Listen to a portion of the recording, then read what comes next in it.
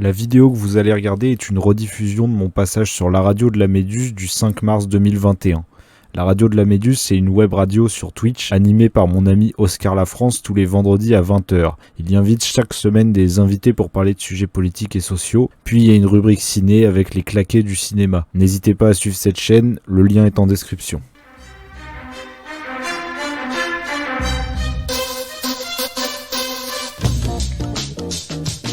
On m'a dit bouge de là. Vas-y bouge de là. Alors bouge de là. Ou bien bouge de là. Bouge de là. Bouge de là. Bouge de là. Vas-y bouge de là. Alors bouge de là. MC bouge de là, bouge de là, bouge de là. Entre le vendeur de disques et le vendeur de discours, entre le preneur de risques et le provocateur discount, entre l'orateur, la grande gueule, le bon album et la bonne œuvre, entre le bon rappeur et le bonhomme, entre ceux qui font les secs et ceux qu'on prend à l'essai, entre ceux qui essaient d'écrire et ceux qui écrivent des essais, entre les chansons pour les têtes et les chansons pour les pieds. Trouve-moi entre l'homme de paix et l'homme d'épée, entre laïc et laïd, entre chanter ou siffler l'hymne, entre mémoire sélective et lobbying, entre bien et mal, bien pensant c'est bonne morale, entre Docteur Solar et Mister Soral, entre idiot utile et intello futile, entre premier sur le rap et patron pédophile, entre la major et l'indé, mon label ouvre une nouvelle voie, entre le major et l'indé que je suis le sixième toit. Bouge de là, joue pas le père, la morale, vas-y bouge de là, t'es ni mon prêtre ni mon imam, alors bouge de là, soit t'es le bien, soit t'es le mal, ou bien bouge de là, bouge de là, bouge de là, bouge de là, anti-système des bacs à sable, vas-y bouge de là, le grand écart c'est pour Vandame, alors bouge de là, soit t'es solar, soit t'es soral, MC bouge de là, bouge de là, bouge de là, marcher sur les lois et les lois du marché, entre mourir pour nos droits et nos droits d'indemnité, entre le fou du roi et l'esprit du cavalier, entre maître de cérémonie et maître pionnier, entre linge sale et lynchage médiatique, entre voici mon rap et le rap de voici, entre artistes prodiges et pur produit artiste. Trouve-moi entre la rime riche et l'art de pauvre, entre l'homme de cause et le leader low cost, entre drame de l'étoile jaune et commerce de l'holocauste, entre porter le bonnet rouge ou le bonnet rouge, entre le sous-français et le français de souche, entre le polémiste et le populiste, entre le 1 pour tous, tous pour un et tous contre le tous pourri. Entre la peste et la paix, entre enfoirés de Soral et Solar aux enfoirés. Vas-y bouge de là, joue pas le père, la morale. Vas-y bouge de là, t'es ni mon prêtre ni mon imam. Alors bouge de là, soit t'es le bien, soit t'es le mal. Ou bien bouge de là, bouge de là, bouge de là, bouge de là. Anti-système des bacs à sable, vas-y bouge de là. Le grand écart c'est pour Vandame, alors bouge de là. Soit t'es Solar, soit t'es Soral. MC bouge de là, bouge de là, bouge de là. C'est le retour de la ravienne panthère. Au-dessus c'est le solar, au-dessus du sky MC Soral. Hey, fini les Proust-Line. Retour aux lignes de Proust. Vas-y écoute sale. La prod est lourde, c'est du rap boulette.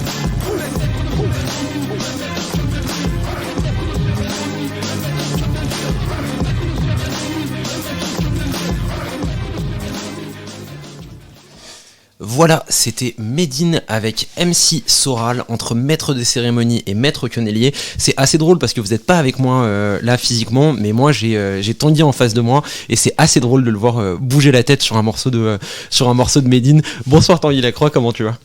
Très bien, bonsoir.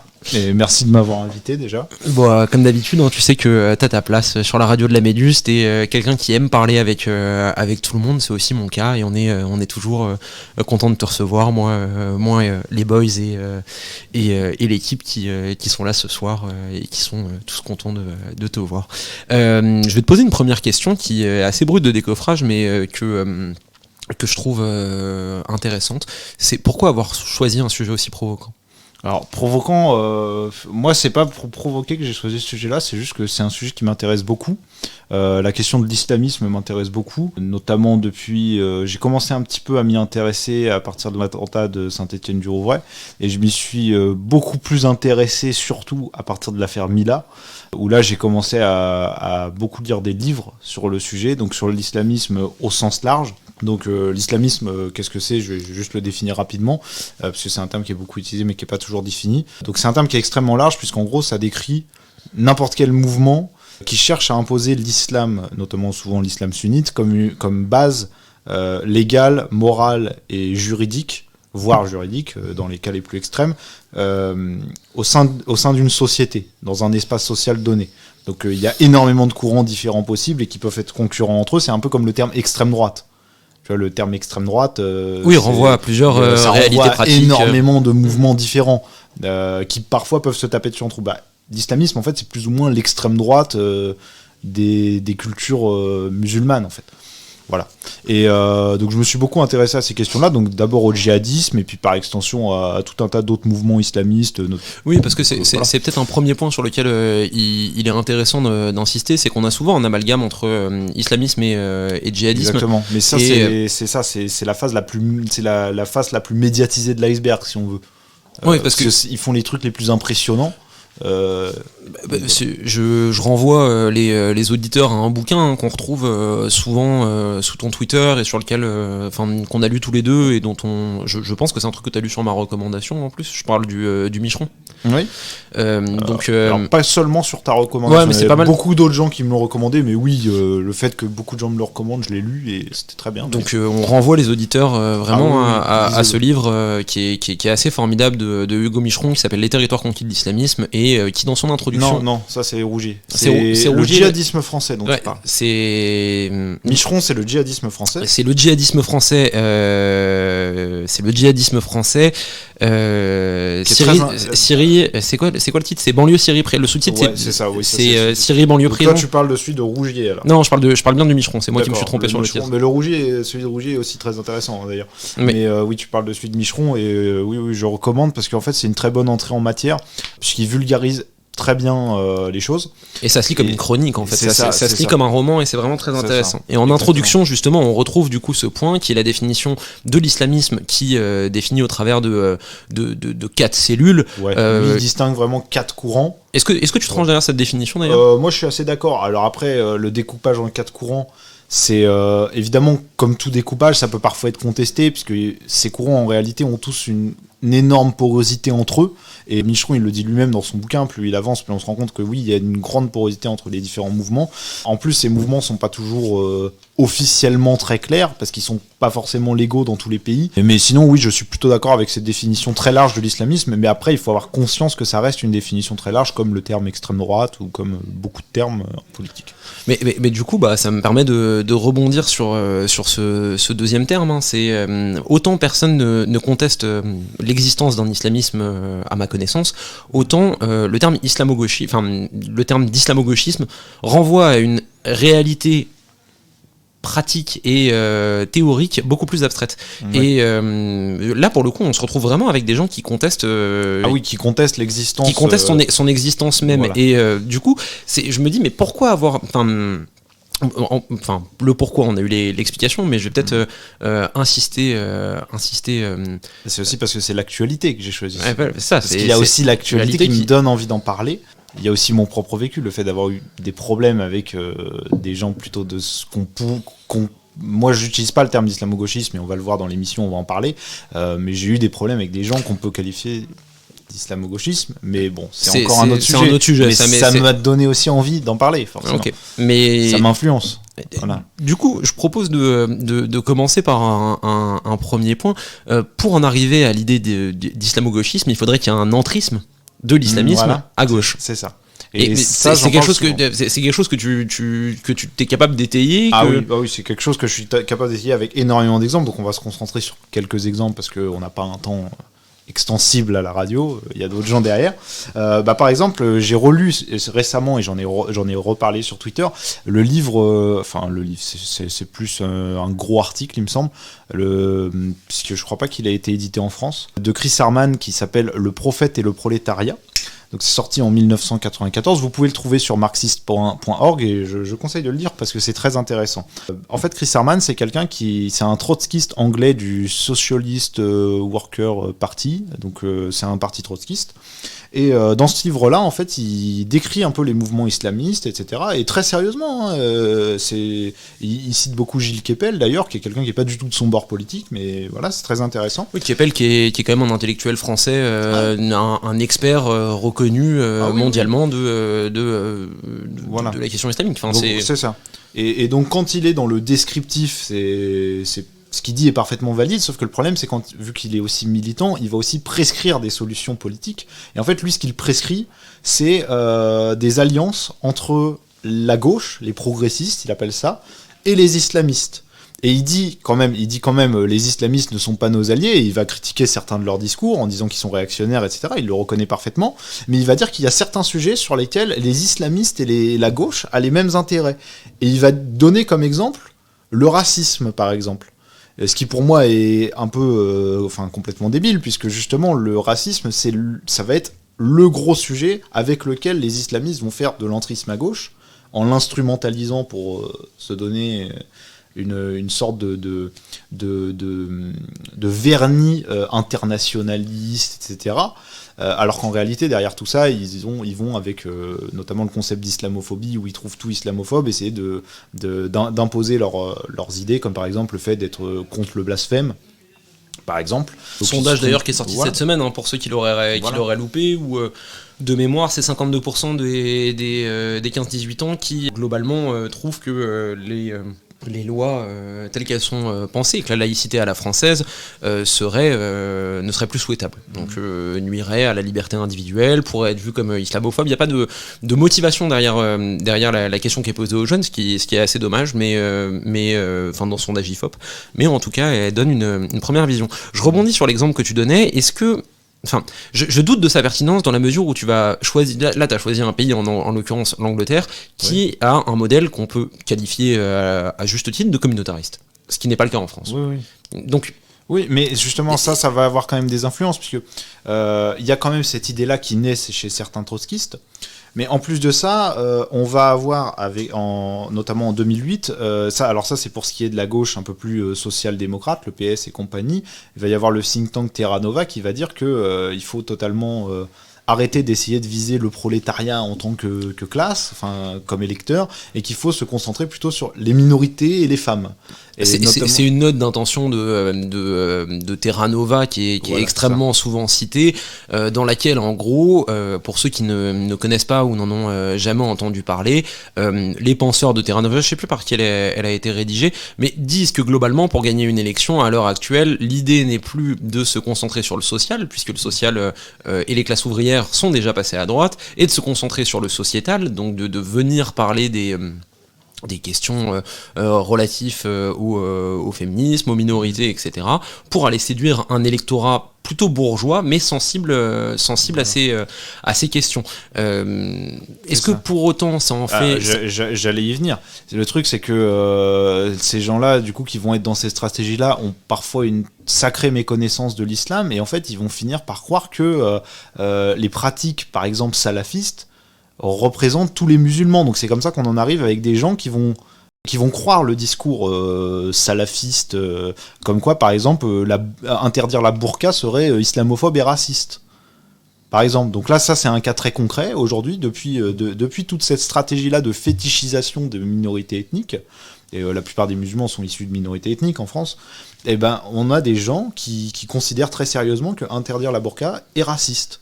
Et ça rejoint le discours des salafistes, qui en réalité ils en ont rien à faire du racisme. Eux, tout ce qu'ils veulent, c'est pouvoir imposer la burqa à leurs femmes. Mais du coup, ça me permet de rebondir sur une seconde notion. Là, tu évoquais la question de l'entrisme islamiste à gauche. Il y a une deuxième notion d'entrisme qui est assez intéressante quand on se penche sur la question, et Micheron, Kepel l'ont beaucoup fait. C'est cette question de l'entrisme islamiste chez les musulmans. Oui. C'est assez intéressant C'est parce évident. que en gros on se retrouve dans, enfin peut-être que je vais te laisser la parole. Est-ce que c'est quelque chose que tu peux définir, expliquer, que tu peux faire rendre palpable? Ça, en gros, c'est extrêmement simple. C'est le fait que des musulmans islamistes, donc ça va être par exemple des salafistes ou des gens proches de ces idées-là, vont de plus en plus imposer leur vision radicale de la religion aux musulmans autour d'eux, donc famille, amis et compagnie, mais aussi ils vont réussir parfois à rentrer dans les mosquées, dans l'organisation des mosquées, à monter, à placer leurs imams, par exemple, des choses comme ça. Et donc forcément, un imam dans une communauté musulmane assez pratiquante, c'est quand même important symboliquement en termes de pouvoir. C'est une figure Voilà. tutélaire, c'est Voilà. un personnage religieux important, au même titre qu'un prêtre ou qu'un pasteur. Voilà, c'est ça. Voilà, exactement. Et du coup, c'est comme ça qu'ils font. Donc il y a toute une mouvance Ouais. je pense que ça c'est quelque chose qui est assez peu perceptible à toutes les personnes qui ne sont pas soit proches de musulmans ou issus exactement. eux-mêmes de milieux dans lesquels la pratique de l'islam est courante. Mais l'entrisme islamiste, on le retrouve notamment au travers d'un exemple que je connais bien pour y avoir été confronté. Pour vous donner un exemple pratique, ça va être au travers de l'apprentissage de l'arabe. Exemple très concret, vous allez vous retrouver avec une association qui, au sein d'un quartier souvent populaire, souvent dans lequel il y a beaucoup de diversité ethnique, va proposer des cours d'arabe gratuits et accessibles à tous, le mercredi après-midi. En bon parent, vous vous dites que ça peut être une solution plutôt intéressante pour votre enfant, puisque vous n'avez pas les moyens de l'inscrire à l'association sportive du coin, et que vous n'avez pas spécialement envie que le mercredi après-midi, quand vous travaillez, il se retrouve dehors à traîner. Et du coup, vous vous dites, bah tiens, des cours d'arabe, c'est plutôt bien, ça lui donnera une carte en plus pour ses études, allons-y. Et en fait, là, vous allez vous retrouver très rapidement, non pas avec un apprentissage de la langue comme on peut l'imaginer, qui va être assez neutre et pratique, mais plutôt avec un apprentissage de la langue qui se fait au travers du religieux.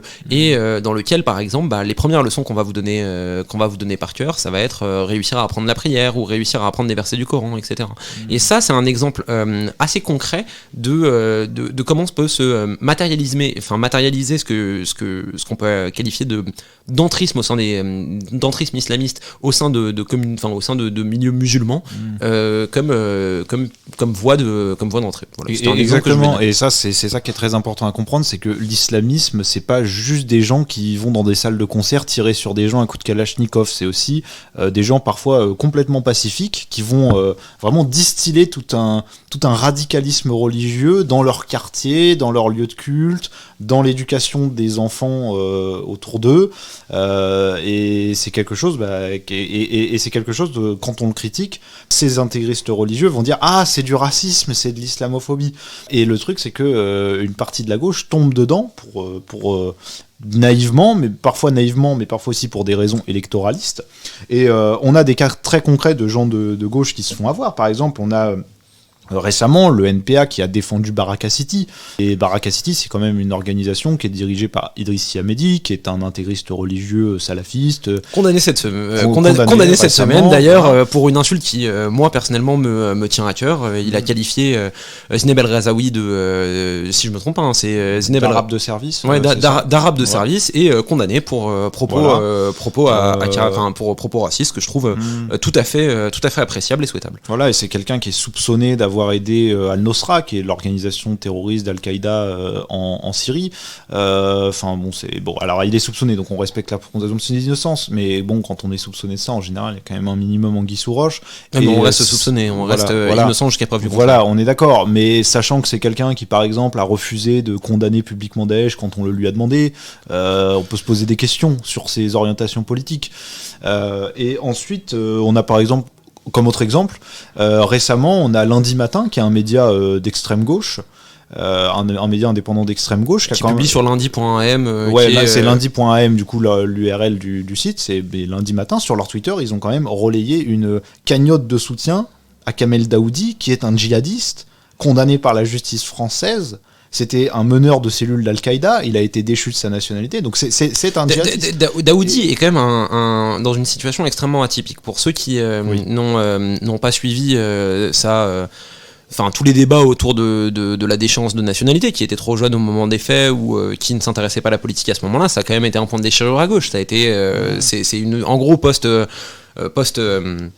Charlie Hebdo, on décide de mettre en œuvre une mesure dont l'efficacité politique, moi, me laisse extrêmement perplexe, qui est celle de dire que quand on se retrouve avec des populations ou des individus qui ont commis ou sont proches de mouvements terroristes, on est en droit de les déchoir de la nationalité française. Sauf que le cas Kamel Daoudi est assez intéressant dans la mesure où c'est quelqu'un qui avait la double nationalité, qui n'a jamais vécu en Algérie, qui est né sur le territoire français, qui a grandi sur le territoire français, qui a été déchu de sa nationalité française, mais qu'on n'a jamais pu renvoyer, enfin, qu'on n'a jamais pu. Oui, on pourrait, mais on le fait pas parce que la CEDH dit non. Et mais de toute façon, effectivement, t'as raison. Moi, je dis pas qu'il faut défendre la déchéance de nationalité, mais de là à relier une cagnotte qui lui fait gagner de l'argent, alors que c'est un djihadiste et c'est quelqu'un qui. Ça a été. Non, enfin, ça a été, mais. C'est de la supposition. Je vais y venir. Pour moi, un vrai djihadiste de repenti, c'est un djihadiste qui va derrière lutter contre l'islamisme.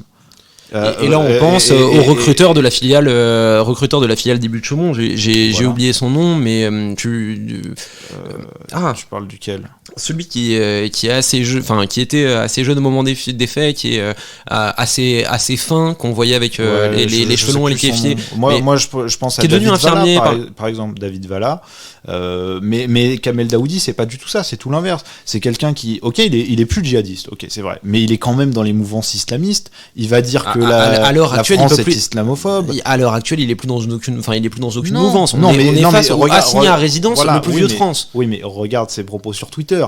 C'est quelqu'un qui va dire que la France est islamophobe. C'est quelqu'un qui traîne quand même virtuellement dans des milieux type CCIF, etc. Donc c'est quand même quelqu'un qui est dans des milieux islamistes. Malgré tout, et même s'il est plus djihadiste, ok, il prépare plus d'attentats, etc., il est quand même très trouble politiquement, il joue pas franc jeu, et même en 2018, il disait encore « l'islamisme me définit à moitié ». Alors après, oui, il est plus djihadiste, mais c'est pas pour ça que je vais l'apprécier. Non, mais t'as quand même une question de liberté de conscience aussi qui vient, qui vient derrière, et que tu peux pas... J'entends l'argument de la raison d'État, mais c'est quand même assez peu audible pour beaucoup de gens. Non, mais attention, moi je dis pas qu'il faut l'expulser ou quoi que ce soit. Hein. Moi je dis juste qu'il faut pas donner du fric à ce mec-là. C'est tout. Surtout quand on est un média qui se dit de gauche, donc progressiste. Non, mais j'entends. Et d'ailleurs, pareil, toujours concernant cet islamisme qui se cache derrière un vernis antiraciste, on a par exemple, beaucoup de gens tombent dedans, ils se sont mis à dire par exemple que la loi 2004 qui interdit les symboles religieux à l'école serait islamophobe. Donc en gros, pour ces intégristes religieux, si l'État n'autorise pas des parents à forcer leur gamine à porter le voile dès l'école primaire, c'est du racisme d'État. La première affaire, c'est le collège. C'est au collège. La loi s'applique partout. Oui, donc ça marche aussi. Et pour moi, tomber là-dedans, c'est une erreur. Alors souvent, je pense qu'ils tombent naïvement dedans. Hein. Mais quand même, il faut savoir que ces gens-là tombent dans une propagande quand même assez critiquable. J'entends. Mais du coup, est-ce que à gauche, on a une espèce on aurait une espèce d'hégémonie, de consensus autour de laisser une petite place Il n'y a pas du tout de consensus là-dessus. Il y a énormément de gens à gauche qui sont absolument contre ce genre de revendications religieuses. Il y en a qui tombent dedans.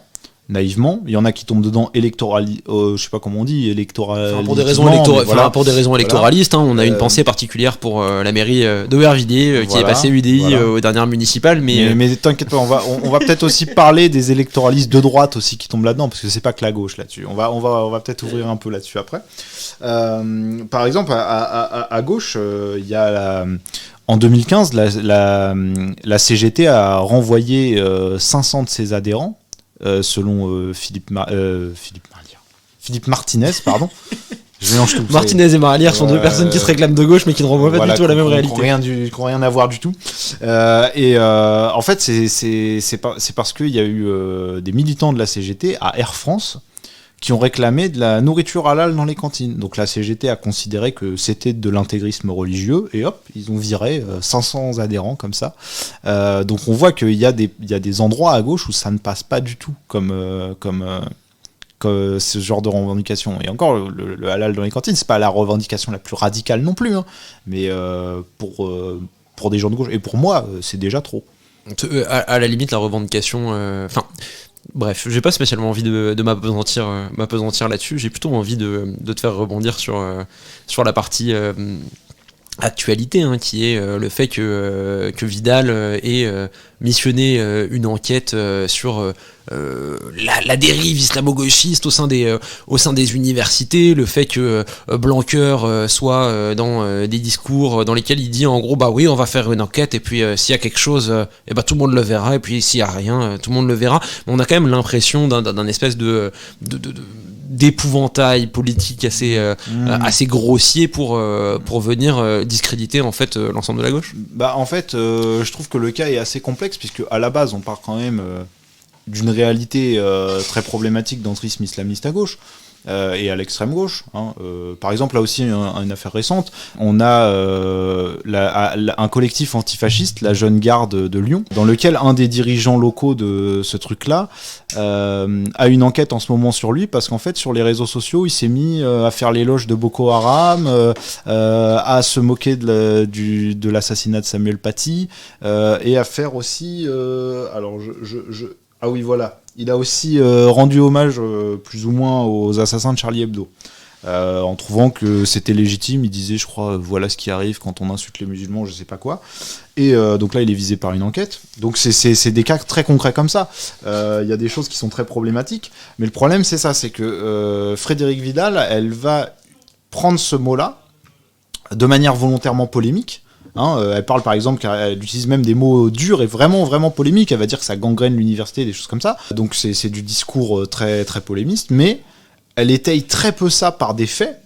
Et donc en fait, ça crée juste de la polémique en temps de crise pour faire un peu oublier tout ce qui est leur problème de mauvaise gestion du Covid, etc. Mais aussi pour préparer 2022. Parce qu'en fait, je pense que derrière tout ça, il y a la volonté de créer un narratif dans lequel à la fois LREM se pose comme barrière à l'extrême droite, mais aussi comme barrière à un islamo-gauchisme, voilà, entre guillemets, et on va renvoyer un peu toute la gauche à cet islamo-gauchisme très flou et mal défini, alors que pourtant il existe de vrais problèmes, qu'il faut dénoncer, qu'il faut pointer du doigt, ce que je fais, mais la manière dont c'est fait, c'est un peu n'importe quoi. Et est-ce que surtout on fait pas un énorme amalgame au sein des universités entre la pensée qu'on peut qualifier de racialiste, de postcolonial, de ce qu'on veut, mais qui n'est au fond pas spécialement, pas spécialement proche de l'islamisme. Et pour moi, on confond volontairement deux problèmes, on confond volontairement plusieurs approches de problématiques différentes, et on mélange dans un espèce d'amalgame assez dégueulasse, hein, à la fois des revendications légitimes de la gauche, des revendications qui sont critiquables, hein, au travers notamment du racialisme et ce que j'appelle l'identitarisme de gauche, et également le vrai entrisme islamisme à gauche, et on en fait un espèce de package assez pour ce que tu dis sur le racialisme, effectivement c'est deux choses qu'il faut distinguer, islamisme et vraiment cet identitarisme racial, qui sont vraiment deux choses différentes avec parfois des revendications qui peuvent s'opposer, hein. Par exemple, vous pouvez avoir des collectifs afro-féministes qui vont être dans cet identitarisme de gauche, mais qui vont avoir une vision de l'islam qui n'a rien à voir, et voilà. qui va être extrêmement critique, etc. Donc... Sauf que le problème, c'est que les islamistes, ils vont aussi réutiliser des concepts racialistes à leur fin pour aussi faire de l'entrisme dans ces milieux-là. C'est là le problème aussi. J'ai une réflexion quand même sur le chat que je suis obligé de te soumettre, hein, et si là, tu me connais assez pour savoir que je tiens un discours relativement neutre et pour autant j'ai mon opinion personnelle, mais là la réflexion du chat est la suivante: ces deux idéologies sont différentes mais convergent quand même de manière assez fréquente. Ah mais totalement, elles convergent de manière assez fréquente, mais ça veut pas dire qu'il n'y a pas de différence. Mais encore une fois, la question de est-ce que du coup on fait rentrer cette idéologie racialiste dans le fait que ce soit islamiste ou pas, On pourrait, mais en considérant que de toute façon, l'islamisme, il y a tellement de courants différents. Enfin, moi, T'as un exemple très concret d'amalgame entre les deux au sein d'alliance, tu veux dire? Ouais. Bah, en général, en fait, quand ils vont faire une alliance, ça va être sur des sujets très particuliers, parce que par exemple, toute la pensée décoloniale, ils vont aussi, en général, avec maintenant l'intersectionnalité, en général, à part des cas comme Ouria Boutelja ou des choses comme ça, la plupart vont être aussi dans les trucs un peu queer theory, féminisme, etc. Fatima Wassak. Fatima Wassak. Alors pour ceux qui ne connaissent pas, Madame Wassak du comité des maires, qui se veut un syndicat. C'est le Front des maires. C'est le Front des maires, le Front des maires, qui se veut un syndicat de parents issus de la diversité. Hein. Racisés, hein, en gros c'est en gros c'est les femmes racisées sont au devant de l'ensemble des problématiques. C'est intéressant de noter que c'est une nana qui est passée par le pire, hein, donc le Parti des indigènes de la République, qui est une vraie indigéniste, hein, et qui a publié notamment l'année dernière aux éditions La Découverte un livre qui s'appelle La puissance des mères. Hein. Si vous voulez voir où en est l'état de la pensée indigéniste, je vous invite vraiment à aller jeter un coup d'œil. C'est à la fois intéressant et j'ai envie de dire drôle. Donc, mais je rebondis sur ma question de départ qui était: est-ce que tu as un exemple? Le chat en a un en tête. Hein. Le chat a l'air de dire. Il y a quand même un syndicat qui surfe sur la mouvance racialiste et Sud-Éduc 93 notamment. Sud-Éduc 93. J'ai fait un petit article là-dessus. Ouais, je me rappelle de son article. Et il y en a un autre qui est national, c'est l'UNEF. Bah oui, mais bien sûr, l'UNEF, parlons-en. Alors là on est carrément pas juste avec pas juste une convergence avec n'importe quel islamiste, mais carrément là on a réussi à trouver une petite convergence politique. Hein, j'entends bien, pas une convergence en termes d'organisation militante, avec Daesh. Par exemple, lorsque Charlie Hebdo faisait le tour, enfin les rescapés de Charlie Hebdo faisaient le tour des universités pour parler d'islamisme, de radicalisation, etc., et de laïcité, l'UNEF, en fait, les a tout simplement censurés en faisant des manifestations, dont certaines ont été émaillées de menaces physiques envers les personnes. Donc les rescapés Charlie Hebdo dans certaines universités ont dû sortir carrément par les sorties de secours par l'arrière. Il est très dur de poser laisse-moi finir. Et donc là, pour moi, même s'ils sont pas forcément conscients, ils convergent directement avec Daesh, puisque Daesh voulait les tuer, faire du terrorisme pour les censurer. Et qu'est-ce qu'on fait? Les rescapés, l'UNEF les censure tout autant, d'une autre manière, avec d'autres moyens. Mais il les censure autant, au nom de la lutte contre l'islamophobie, au nom de la lutte contre le racisme, parce que Charlie Hebdo serait raciste, on n'a toujours pas compris en quoi, mais bon, apparemment. Et voilà.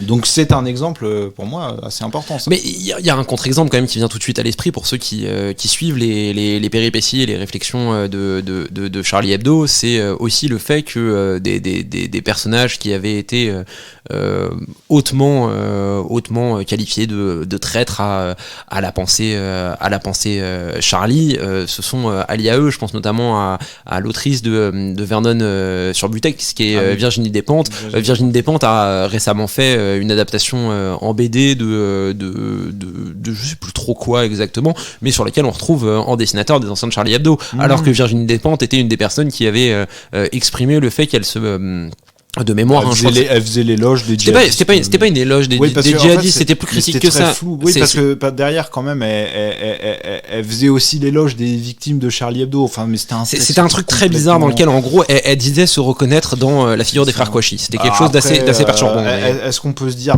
que c'est maladroit? Je sais pas. Je crois que Luz a un peu cet avis-là, que c'était juste un truc maladroit. Bon. Moi, je trouve que le texte était quand même vraiment chelou. Hein. Non, ça reste un texte très étrange. Hein, voilà, elle fait pas juste l'éloge, c'est carrément qu'elle les présente un peu comme des sortes de figures prolétariennes qui lutteraient contre la bourgeoisie, la bourgeoisie qui les exclut. Enfin, c'est un peu chelou de les présenter comme ça. Donc, j'ai pas trop compris ce texte. Moi non plus. J'avoue que c'est un truc avec lequel je suis pas très à l'aise. Je sais pas. Alors peut-être que les mecs de Charlie Hebdo, du coup, la connaissent mieux et que c'est juste maladroit, je sais pas. Du coup, quand j'avais vu le texte, j'en avais parlé, j'étais assez offusqué. du coup, je sais pas, je me prononce pas trop dessus parce que T'as du mal à l'appréhender. ouais, En tout cas, surtout quand on le voit en entier, quoi. Enfin, c'est bizarre. Je reviens un peu sur le choix du terme au départ, d'islamo-gauchiste. À chaque fois, t'as quand même dans les camps qui sont critiques à l'égard de ce terme, ou dans les camps qui en font l'éloge, hein, je pense notamment à une partie de l'extrême droite bien stupide que je porte très bassement dans mon cœur. On retrouve souvent ce parallèle avec deux notions que je trouve intéressantes. La première, ça va être celle de judéo-maçonnique, qui est le fait d'accoler à la fois cette notion de la franc-maçonnerie issue de la Troisième République qui serait influente et omnipotente, avec la figure du juif, hein, qui serait en mesure de dominer le monde au travers de son argent, et une autre notion qui est celle de judéo-bolchevique, qui en gros serait l'alliance des communautés. C'est celle-là qui est rapprochée. C'est souvent celle-là qui est rapprochée, mais en gros, où est-ce que quel regard tu portes moi sur, personnellement, même si je prends du recul face au terme islamo-gauchiste, que j'évite de l'utiliser parce que trop péjoratif, il amalgame un peu trop dans son usage. De notre échange, ce qui ressort, c'est qu'il renvoie à une réalité politique qui est quand même extrêmement mineure, mineur, je sais pas, enfin mineur démographiquement, effectivement, les gens qui participent à ça, que ce soit les islamistes ou les gens qui adhèrent à cet entrisme à gauche, sont démographiquement très mineurs, mais ils arrivent quand même à avoir un certain poids politique. Ouais. Donc, c'était une réflexion que j'avais dans le chat et à laquelle je souscris, qui est au fond, est-ce qu'on s'appesantit pas sur un sujet qui n'en est pas un et qui ne représente personne ? Pour moi, ça représente pas personne. À partir du moment où on a des associations et même des partis qui finissent par céder à certaines revendications islamistes, on n'est pas sur un sujet mineur pour moi. Okay. Alors, c'est pas non plus le plus gros sujet de société qui soit, mais ça doit quand même être traité. Mais ça doit être traité sérieusement, pas en traitant n'importe qui d'islamo-gauchiste, pas en utilisant des termes polémiques juste pour faire de la polémique. Et donc moi, je critique un peu la surutilisation de ce terme, notamment par le gouvernement. Mais par contre, il y a certains trucs contre ce terme qui, pour moi, sont des mauvais arguments. Le fait de, justement, t'en parlais, le fait de le comparer au terme judéo-bolchevique, pour moi, ça ne renvoie pas du tout à la même chose, en fait. Mais c'est vrai que sémantiquement, ça ressemble. Je veux dire, on accole deux mots... voilà, d'un côté une minorité ethnique et de l'autre, enfin religieuse du coup pour ce qui est musulman, et de l'autre pour ce qui est aussi des juifs, hein, jusqu'à preuve du contraire. Oui, mais quand ils disaient judéo, tu sais qu'à l'époque ils les considéraient comme une race. Oui, non, mais je sais bien, mais c'est particulier. Je disais que à l'heure actuelle, rétrospectivement, téléologiquement, j'ai le droit de dire que les deux ne sont que. Oui, effectivement. Et du coup, on va comparer ces deux mots, et c'est vrai qu'ils ressemblent, du coup, voilà. Mais ça n'a pas du tout la même chose, parce que le terme judéo-bolchevique, dans l'imaginaire d'extrême droite de l'époque, alors c'est pas juste les nazis, hein, on trouve ce genre de terme aussi ailleurs, dans toute l'extrême droite, en fait, c'est de... On le retrouvera aussi on le retrouve aussi... chez Soral.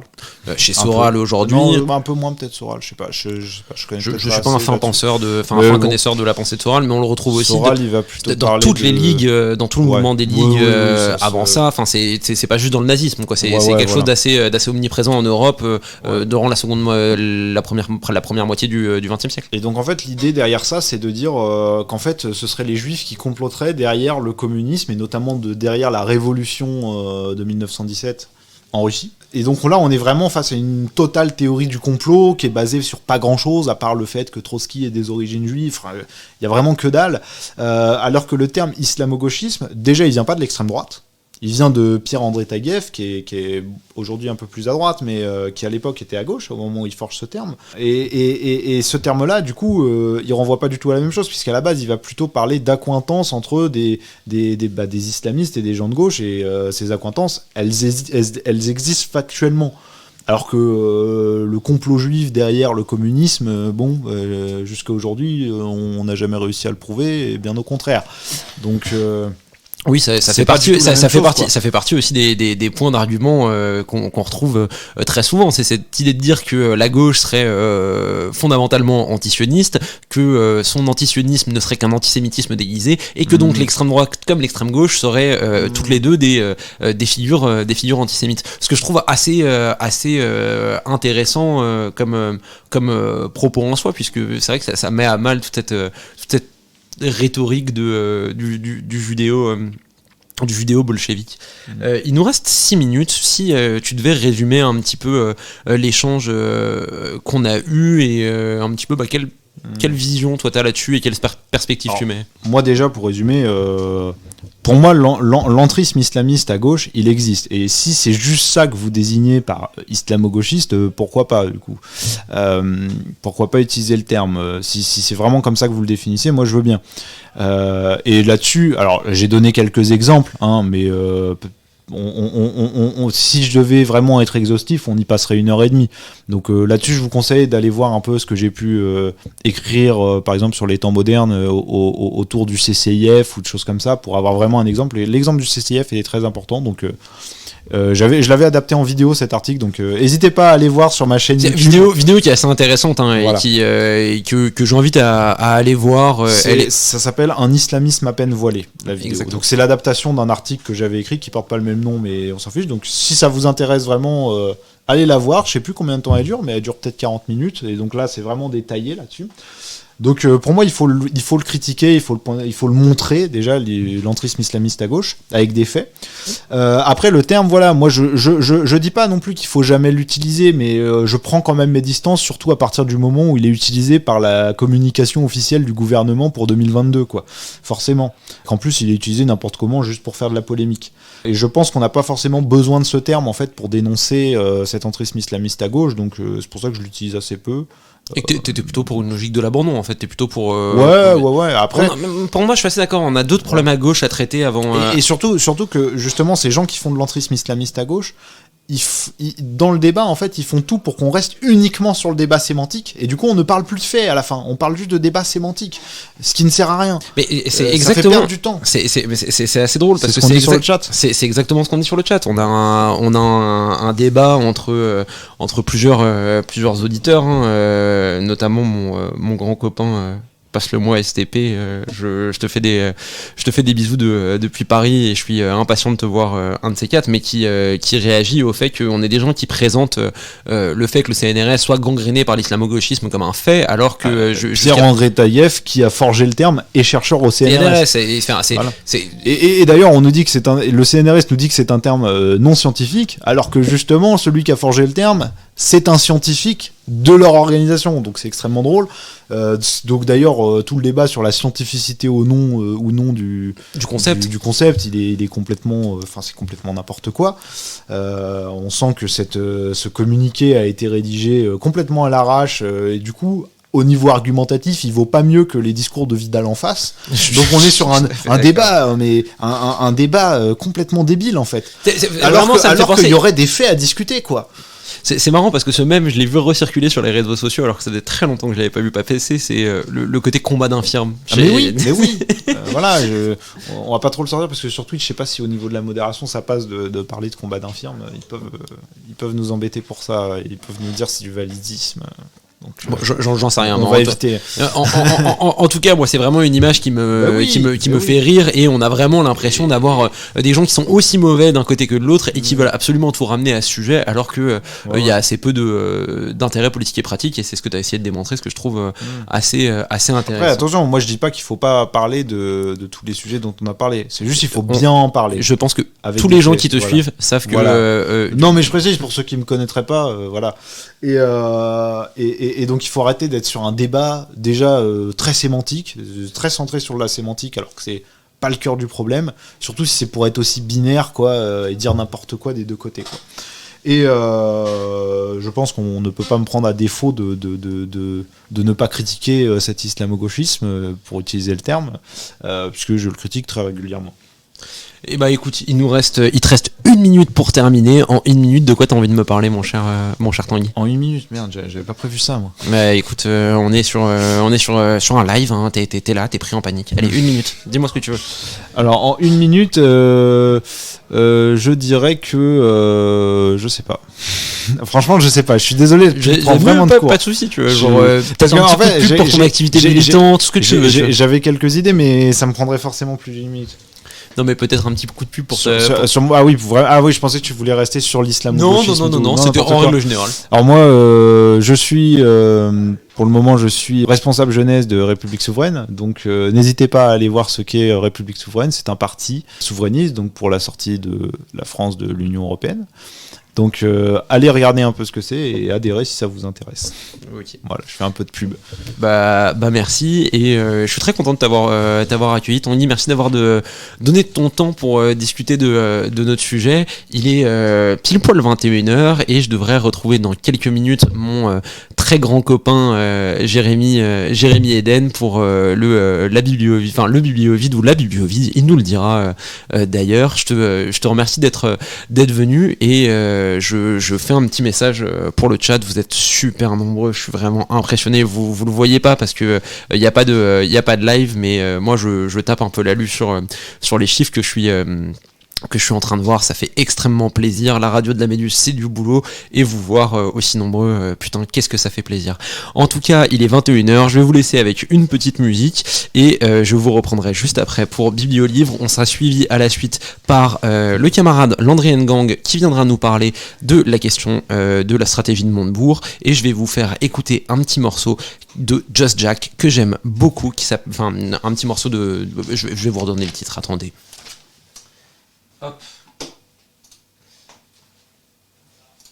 Hop, désolé, les transitions ne sont pas fluides, mais je fais du mieux que je peux. Donc je vais vous faire écouter un petit morceau qui s'appelle Writer's Block de Just Jack, et juste après je serai rejoint par Jérémy Eden. Je vous dis à dans 3 minutes, merci d'être là. I get this writer's block, it comes as quite a shock. Now I'm stuck between a hard place and the biggest rock. In my own head consumed, I sit back in my room. It's like the tapestries of life get tangled in the loom. I'm like a butterfly, caught in a hurricane. My pulse is quickening as my heart plays a new refrain.